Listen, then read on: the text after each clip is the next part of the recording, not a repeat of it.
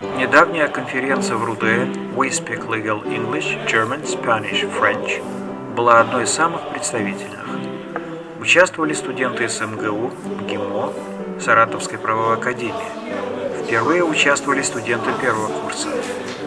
Конференцию открыла профессор Табекова, предоставив слово представителю Person Woman Office in Moscow Наталье Борзовой.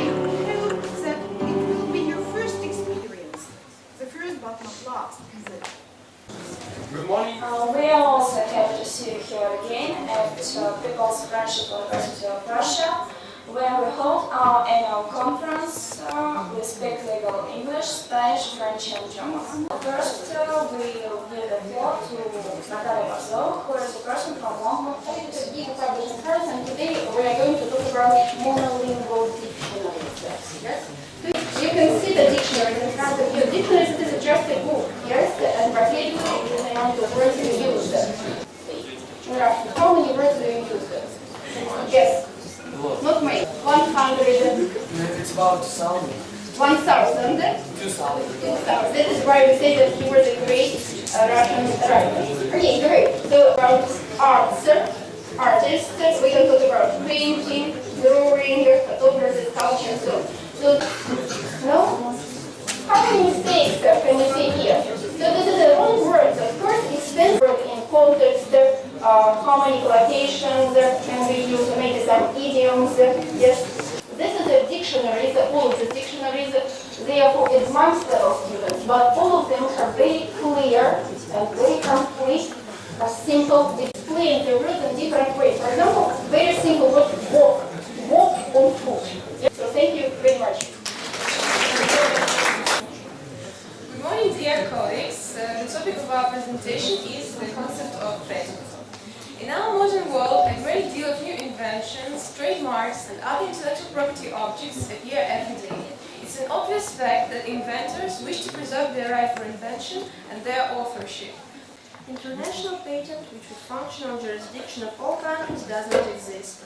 Patent is in force only in that country where it was applied and granted, with the exception of Eurasian and European patent. It's a patentee, a legitimate right to prohibit practically any unauthorized usage of his or her intellectual right by other persons, so houses. Shoe designer Christian Louboutin filed a case against Yves Saint Laurent's fashion house for having broken patent rights and imitation of famous shoe Red Soul. January 2011, Louboutin accused Yves Saint Laurent fashion house of plagiarism, and on the 7th of April sued to the Manhattan Federal Language professionals face challenges when translating the text. And this happens due to the following factors. The Russian legal system is different from the US legal system. And a significant number of US legal concepts is different from the legal system of Russia. Legal translation requires producing both form and concept words, and in the line includes two American notions, commercial papers and securities. The term "vexed" covers the three notions of promissory note and That might what peculiarities of linguistic devices usage in advertising text. An advertising text must meet the basic properties of advertising in general, but its functional role in particular speech situation should be taken into account as well, and the ultimate goal of the advertising text is to persuade readers of benefits of the advertised goods, services or companies. And the commentator argued the slogan of the company, the top bombing and the non-sound noun. Bombing suggests something typically male, fun and demotic, and people who have the traditional ideas of Peter as down to earth and to commit any illegal act. I think the economic expression to keep order in society and human relations is the best definition of the necessity of laws. If in the state, the world, on the planet, there were no laws and they wouldn't have the force, then full anarchy and lawlessness would prevail among people, which could lead to most disastrous and tragic consequences. Therefore, in order to ensure their own survival, man would continue to kill each other in its natural state, constricting any room for advancement. The world lacked order, reasoning and unity. Those have several other aims. They also set rules for our life. For example, laws guarantee to people who buy and sell goods make wills and so on, that the state will enforce these private arrangements. People know that if necessary laws will help them to settle their disputes. We would like to welcome you at the annual conference We Speak Legal English, French, German and Spanish, organized by Foreign Languages Department, headed by Professor Anastasia Anatolyevna Atagekova. We live in the world of changes, technological progress, new discoveries, inventions, etc. Accidents of this kind greatly influence our society. In fact, the state of society depends directly on the state of economy. Of course, we cannot say that this is the only way. However, I suppose it is the basis. There had also been a huge increase in debt. People were taking loans for stock gambling. President in the legal system of the United States of America. The fact that American judges in their decision more often refer to law rather than judicial precedent suggests not so much about the fall of judicial precedent, but about improving of law in the United States of America. And judging from my personal opinion, precedent is a great invention of American people. Divorce procedure in common law. What is the family? Family is a social cell and a very important part of our life, which is exposed to danger of different impacts. Divorce is the final termination of a marital union, concerning the legal duties and responsibilities of marriage and dissolving the bonds of matrimony between the parties. First is if your spouse has committed adultery and you find it intolerable to live with them. If your spouse has behaved in such a way that you cannot reasonably be expected to live with them. If you have been separated for 2 years or more and both spouses agree to the divorce. And the last effect, if you have been separated for 5 years.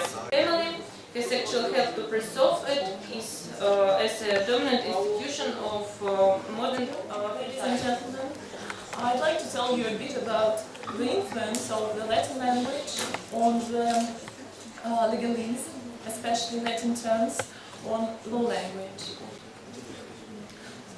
Throughout the period of the Norman conquest, Latin continued to be used as legal language. Nevertheless, the influence of Latin can be seen in a number of words and phrases such as ad hoc, de facto, bona fide, and so on, which are often in Latin, which gives them a sense of heightened dignity and authority.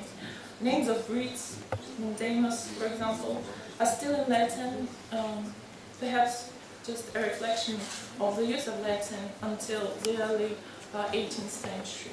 I'm not a lawyer, but teacher of English. Do Russian lawyers use Latin in their work? Well, as far as I know, we like using Latin terms when we take part in proceeding, and that's some kind of demonstration that we know Latin, the Latin language. Attend this conference, and a precedent or authority is a principle or rule established in a legal case that a court or other judicial body may apply when deciding subsequent cases with similar issues or facts involving similar facts and issues. Arguments from precedent and analogy are two central forms of reasoning found in many legal systems, especially common law systems such as those in England and the United States. The Anglo-Saxon common law is significantly different from the legal system of continental To time. present you a report about judicial system of Vietnam. The Vietnamese judicial system consists of organization for mediation and conciliation. People's courts organized in 3 levels: cumulative courts. People courts. The system of people's courts is organized in 3 levels. There are district courts, provincial courts, and the Supreme People's Court. Are the exams for the degree paid? No, Okay, free? Just free. First, I'd like to say that while the corporation is a very peculiar and specified subject of legal relationship, because it's not an individual and not even a union of individuals, it's a very special legal personality. And while the company remains a small enterprise with 1 or 2 persons owning all shares, no significant problems arise. But the larger the company becomes, the less important becomes the relationship between the shareholders themselves. And they regard their position as that of investors, rather than as members of a business association with a say in how the company is run. One is a share, which means one of the definite number of equal parts into which the capital stock is divided. A shareholder is the one who owns or holds a share or shares in a company, especially in a corporation. By an asset we mean an item that is owned and that has a value. By the board of directors we mean the governing body of a corporation elected by the shareholders to establish corporate policy, appoint executive officers, and make major business and financial decisions. Collegiums were first established during the period of Roman Republic and had to do with public law. Those were the associations of priests who were assigned to a certain temple and had some common religious duties, the ecclesiastical collegiums.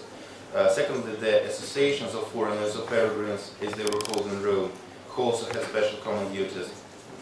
And third, the funeral collegiums, which included Roman citizens who were bound to make contributions to a common fund. The 1907 Act was concerned with increasing the protection for investors who were considering to subscribe for shares of the public company. And due to this fact, the public company was bound to provide relevant information about its shares. The civil law doctrine is the dominant in Russia. Some lawyers devise new corporate features such as separation of ownership from management, special legal relationship between the founders of the companies, etc. But the sense remains the same. You mentioned, or you referred to a number of features, among which were common liability and common location, etc. So among those features there was a term which sounds unfamiliar to me.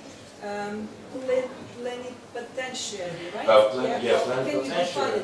Okay, as I mentioned it while I was speaking about Roman law. A plenipotentiary is a person who has an authority to act under the name of... My report is closely connected with the previous one. Modern law distinguishes between 2 types of entities, natural person and legal person. It should be noted that the term legal entity is used in 2 meanings. Firstly, to refer a legal person, and secondly, as a general term to describe all entities recognized by law. Legal person is an association of people that is recognized by law as having legal personality.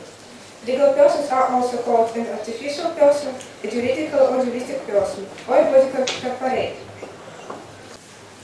A legal person has a legal name and rights, protections, privileges, responsibilities, and liabilities under law, just as natural persons do. Nevertheless, legal persons don't have all the same rights of a natural person. For example, human rights,